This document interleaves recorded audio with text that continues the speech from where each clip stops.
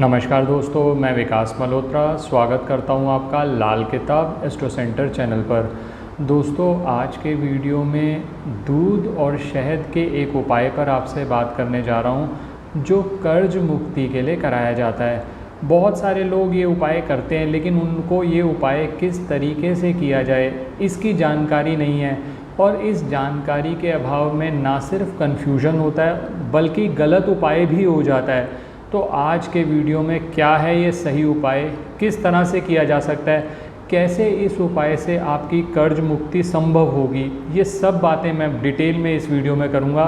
तो अंत तक हमारे साथ बने रहें। आगे बढ़ने से पहले एक विनम्र निवेदन, अगर आपने अब तक चैनल सब्सक्राइब नहीं किया तो प्लीज़ सब्सक्राइब कर दें, बेल बटन को पुश करना ना भूलें ताकि समय पर वीडियोज़ की नोटिफिकेशन आपको आती रहे।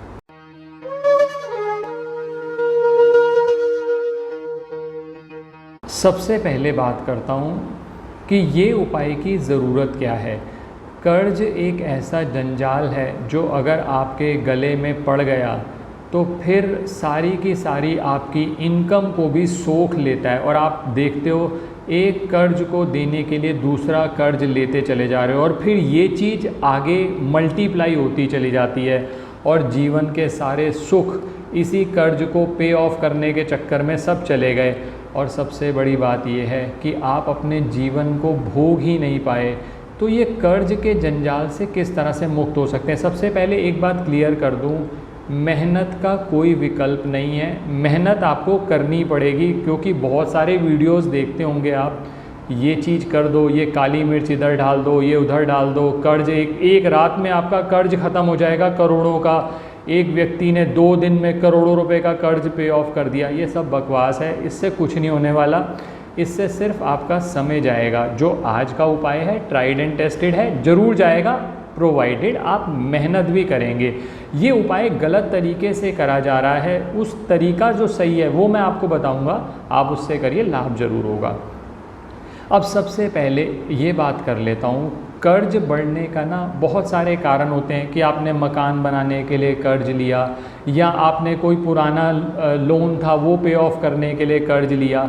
और कई बार ऐसा होता है, बहुत सारे हमारे पास केसेस आते हैं कि व्यक्ति ने किसी को उधार दिया, वो उधार वापस ही नहीं आया। आपने किसी को गुड फेथ में पैसे दे दिए, मान लीजिए लाख, 2 लाख, 5 लाख, 10 लाख, अब वो व्यक्ति अपने काम होने के बाद भी वो 10 लाख रुपए आपको लौटाना नहीं चाह रहा, और आप ऐसी जगह पर फंस गए हो कि उस व्यक्ति से पैसा वापस नहीं आ रहा, और उस 10 लाख को पे ऑफ करने के लिए आपने भी कहीं से उठा के दिए थे, आप कहीं और से लोन लेकर पे करे जा रहे हो।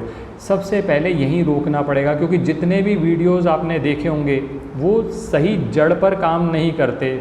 हम जो आज आपसे बात कर रहे हैं उसके अंदर पहले जड़ पे काम करना पड़ेगा। अपनी पत्रिका में देखो, मंगल और शनि कहीं से संबंधित तो नहीं है, मंगल शनि का कॉम्बिनेशन तो नहीं बन रहा, वहाँ पर व्यक्ति को हिदायत दी जाती है, पैसे फंसने का बहुत चांस होता है।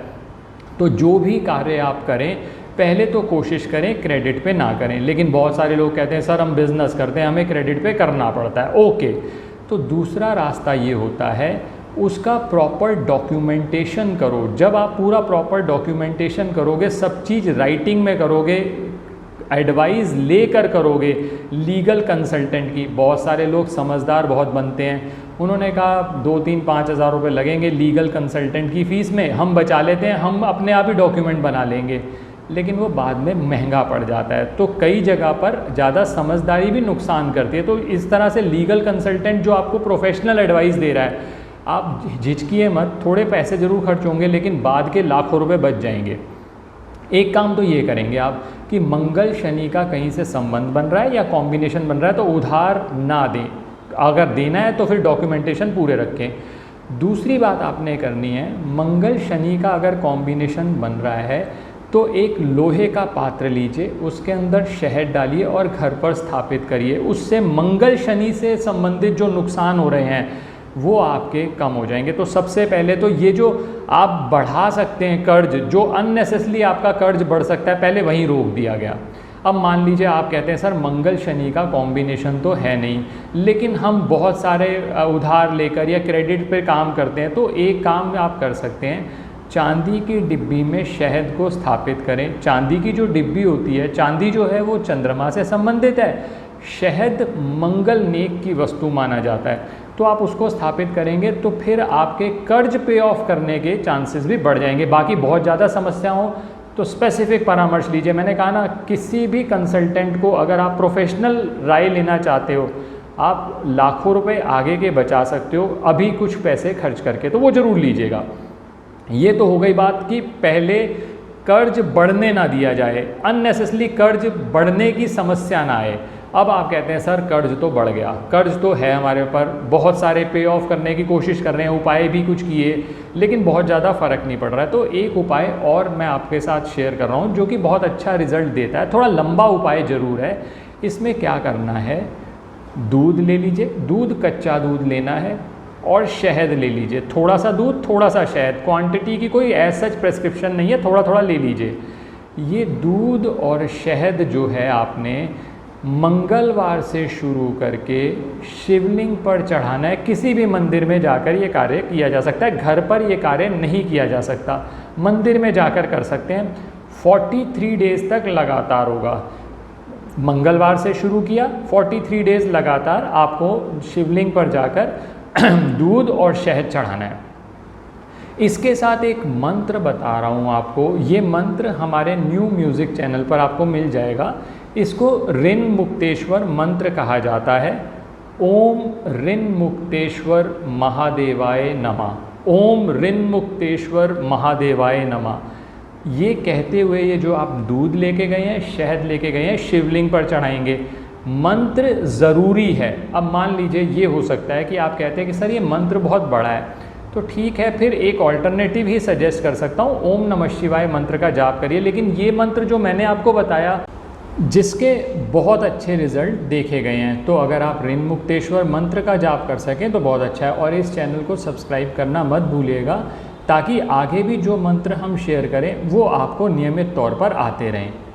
अब आगे बात करता हूँ। एक बहुत ज़्यादा कंसर्न लोगों को ये होता है कि सर ये 43 डेज़ का आपने उपाय बताया है, फीमेल्स कैसे करेंगी?